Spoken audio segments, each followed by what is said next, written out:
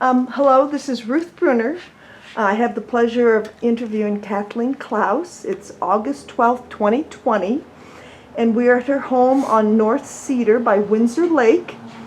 And Kathleen, why don't you give us a little information of your name, age, what you remember about your house, and how it's changed, and how long you've lived here before we get started. Okay, so my husband and I bought this house, and where we moved in here in 1958. We got married May the 10th, and we moved into this place. It had 16 trees on it. It was a mess. And it had sheds on it, it had old toilets on it, it had an old barn on it, and it, like I say, it was a mess. And it had a porch on this end where when you walked through it, the floor went to the other side. That's how it dipped, it was like. And Robert went to work one day, and I went out on the farm, and I said to my dad, "Dad, can I have the truck and some tools?" And he said, "What are you going to do?" And I said, "I'm knocking a porch off. I'm tearing the whole thing down." And I had that done and over with by the time Robert come home from work that night. So, anyway, we bought this house. We lived in here 1 year and paid the taxes and the insurance. And we bought this house, and I don't know if you can see a picture of it, but it was pretty bad. And you paid $5,500? We paid $5,500 for it. But now you fixed it up. We'll have to take a picture later of all your flowers. Yes. and things as far as that. Now, how did you and Robert meet? Oh my goodness, we met here in town. Okay. Yeah, in Windsor, and I was born in Eaton. Okay. And then we just moved to LaPorte a short time, and back to Eaton, then to Windsor, and I've been here all my life. All right. All my life. So you've seen a lot of changes in Windsor. I mean, especially living on this corner of 6th and Cedar. With the lake, and what changes have you seen that you felt have been really positive for our community? The one thing I really have seen a positive thing is in the community is our police force and how they have went around and trying to help people. And the Windsor Lake over here, of course, that is so busy on the weekend. I mean, you can't even hardly find a parking place around here. And on 4th of July, you cannot find a parking place. I mean, the cars are here at 4:30, 5 o'clock in the morning. Yeah. The whole thing is parked full. What was the lake like when you moved here in 50, was it 55, 58? No, 58. 58? In 58. It was very shallow, and I have some pictures of when they dredged the lake. I took a whole bunch of pictures, and I still have them. And I'll give them to you, and you can take what you want and see what you want out of those things. But, yeah, and that changed it. And of course, now on the north side here, there's been some different buildings that have been built, and that's... How about the trail around the lake? Do you remember when that came about? Oh, yeah, there wasn't a trail. The trail didn't go all the way around the lake.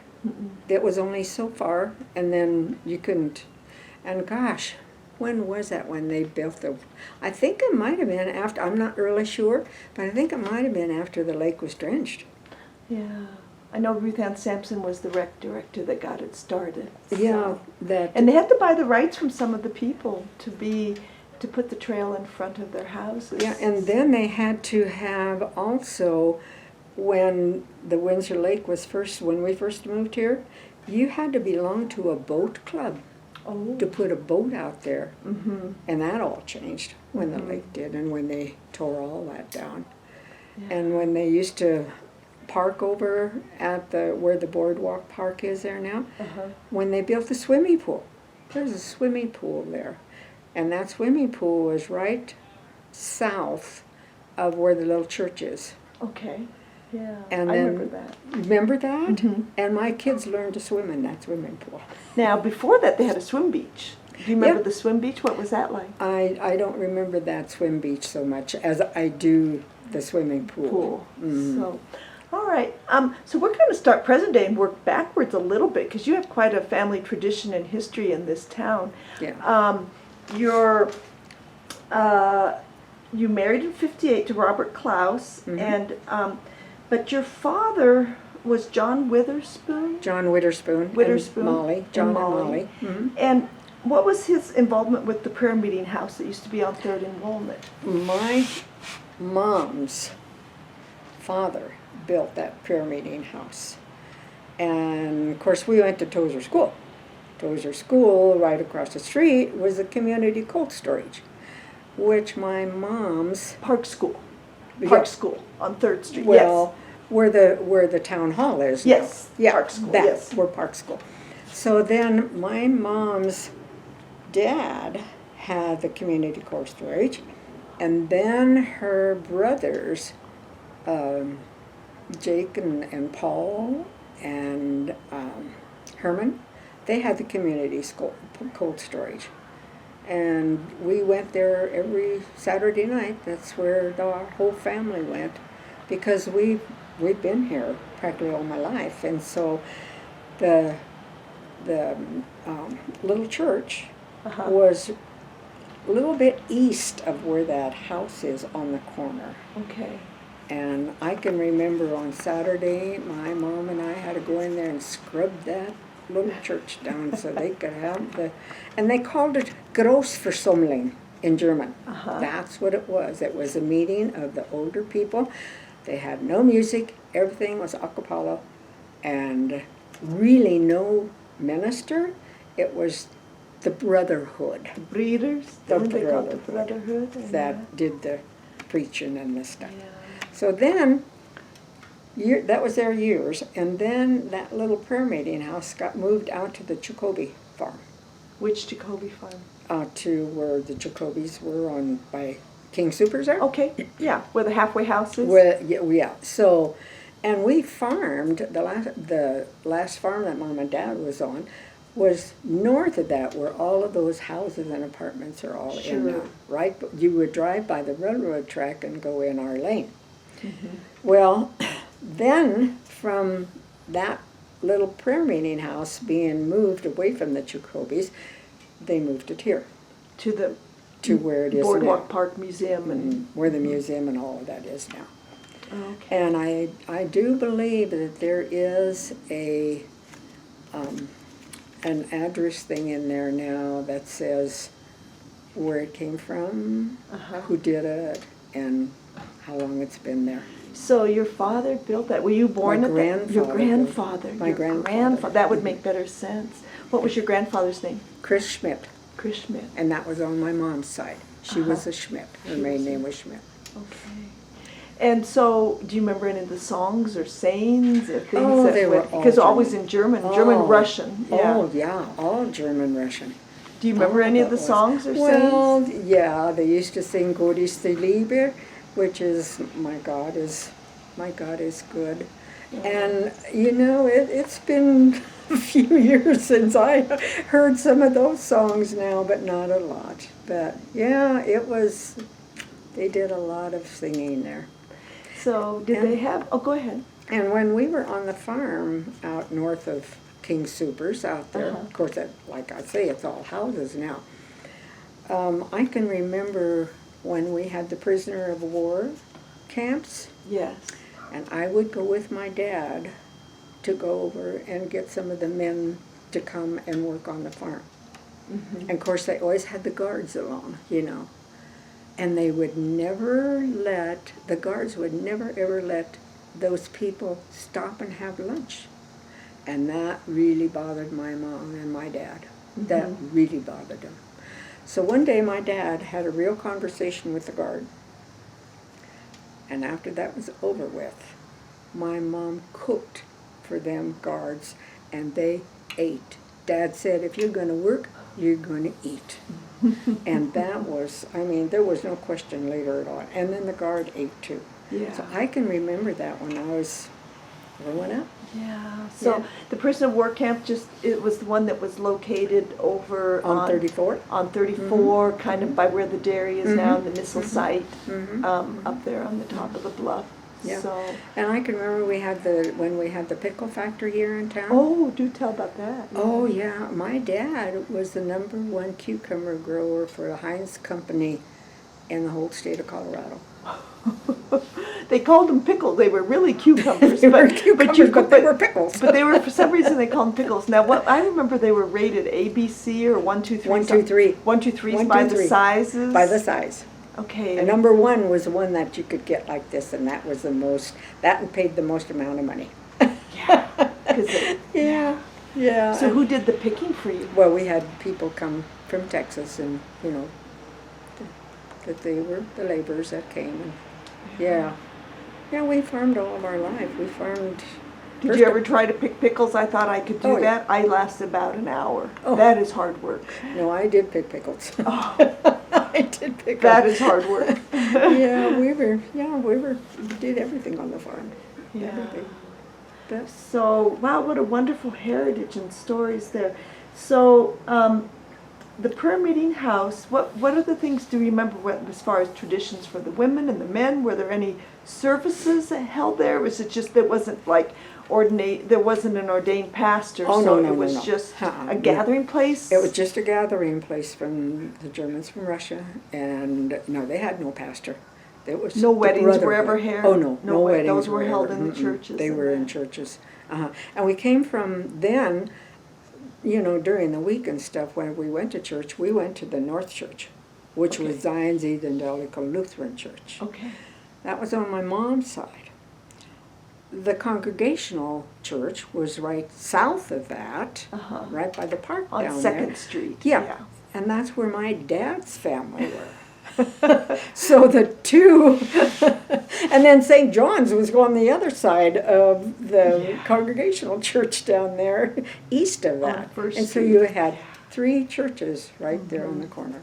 And St. John's became Bethel Lutheran. Well, they the merged people, with them. the Mhm. people who wanted to have English spoken, and then Right. your two became Faith United. Faith United, where we are now. Yeah. And then last year we had our 50th anniversary from Faith United. Okay. And we had a good turnout, beautiful Yeah. time, wonderful time. Yep. All right. So, how have we're in COVID times right now, right? And when you think of that, how has things changed as far as like how did you guys handle illness and epidemics when you were kids and doctoring and I'm sure there was tragedies in your life too. Oh, yeah. That we could learn from. Oh, yeah, there was tragedies. My mom's brother Herman was killed on the tractor when they were working in the Inslage pit, east of town on 392. And that was a difficult time, and that happened in, oh my gosh, let's see, 58, 59, 60 or 61. And, that was very hard on her. And, yeah, my dad passed away at 64 with a massive heart attack. Mm-hmm. And that's when the family Heinz lived out right north of the King Supers in Uh-huh. the corner there. And that's where he passed away. And so, yeah, there's been, but there's also been some happiness too. A lot of it.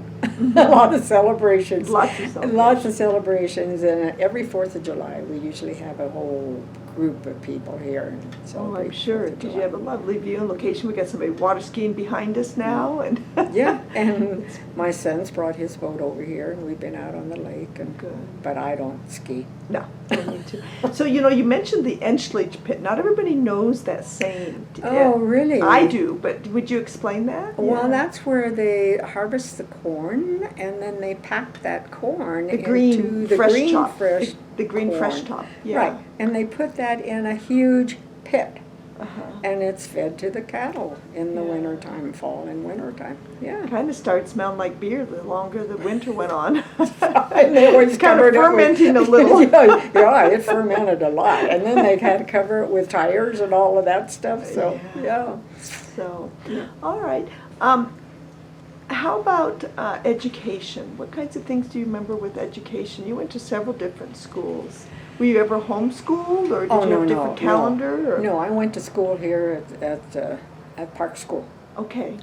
And then when I started working, well, oh my goodness, I worked in the sugar factory. We're still on the farm. I worked in the sugar factory here in town. I worked in the sugar factory over at Eaton.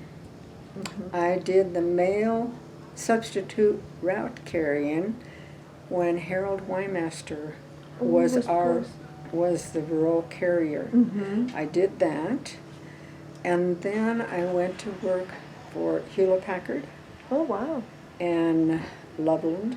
I started there in '68, and I worked for them for 32 years. That was a long time. And kept this house immaculate. And I did all this. But when we were there, I had to take classes from CSU, but it was all work-related classes. Mm-hmm. So that's kind of, there were several of us that had to go to take classes from college. Yeah. I never did earn a degree, but... But you have. What do they say? All of the... Life, you have a life degree. Life experiences. Yeah. So yeah. I retired then in 2000 from Hewlett Packard. Uh-huh. And then I went to Denver and took a lot of training for Weight Watchers and taught a year and a half of that.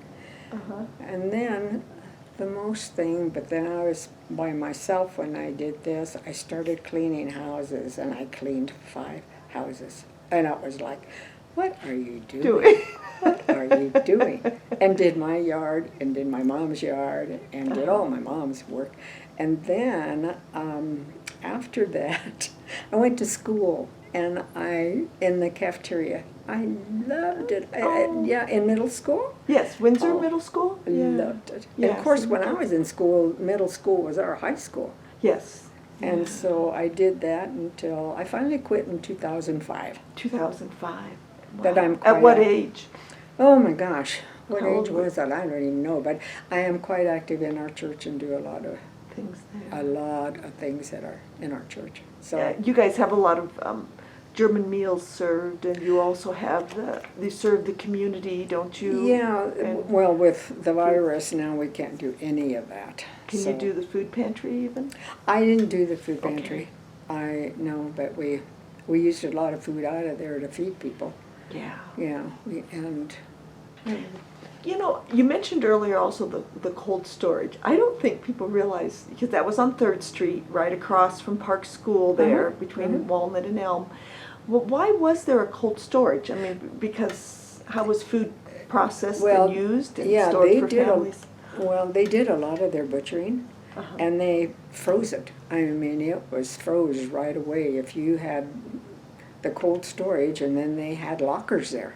Mm-hmm. And you could rent a locker to put your food in and things. And yeah, it was a big grocery store in this town. Yeah. How many grocery? Yeah. Tom Mori told us how many grocery stores.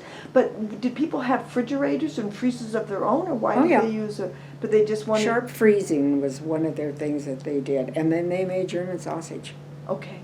They made a lot of German sausage. So do you make your own sausage? Nope. Don't need to do that. Okay. No. But I can remember doing that as a kid. Yeah. Yeah. But not anymore. All right. So you talked about your chores and that. What about kids today? What kinds of things do you think they need to know about the past and how to handle hard times to go forward in our next generation of young people? I'm not so sure that they could handle some of the things that we went through. And I'm not saying that negatively or anything, but I think there's been so much respect and honor that has been lost. And I don't know where that all falls to, but I don't know. I guess maybe we'll just kind of see what the future's going to hold. Yeah. It is kind of scary, and right now it's very scary with this virus, and are the kids going to go to school? Are they not going to go to school? It's hard. Yeah. It's hard. It's hard. It's a very hard thing. And these are your plants that are getting watered. Can we walk around and see some of your garden real quick before Sure. we call it a day? And is there any questions I haven't asked you that you would like to talk about before we take a quick tour of your garden? Well, I think, living in Windsor all my life, I can remember when we were on the farm and the farm kids come into Windsor, or the Windsor kids went out to the farm. And we were just, everybody was such a community. You knew everybody, and everybody knew you. There wasn't a door locked. You never locked a car. But it's just times have changed. Times, and lots of people in town now. Oh my gosh. Lots What of are we? 30,000? 33,000. 33,000 people. And when you moved here in Oh. 58, how many people lived in Windsor? In Windsor? Oh my gosh. I can remember when we were in school, if we had 1,200 people in the whole town, we were lucky. Yeah. Maybe 1,100, 1,200, 1,200. How many in your graduating class? 34, 34. And what year did you graduate? 55, 55. 1955. I'm beginning to be an old one of these Germans in town. Okay, Well, that's there what you goes the said was gonna water. happen. So, we'll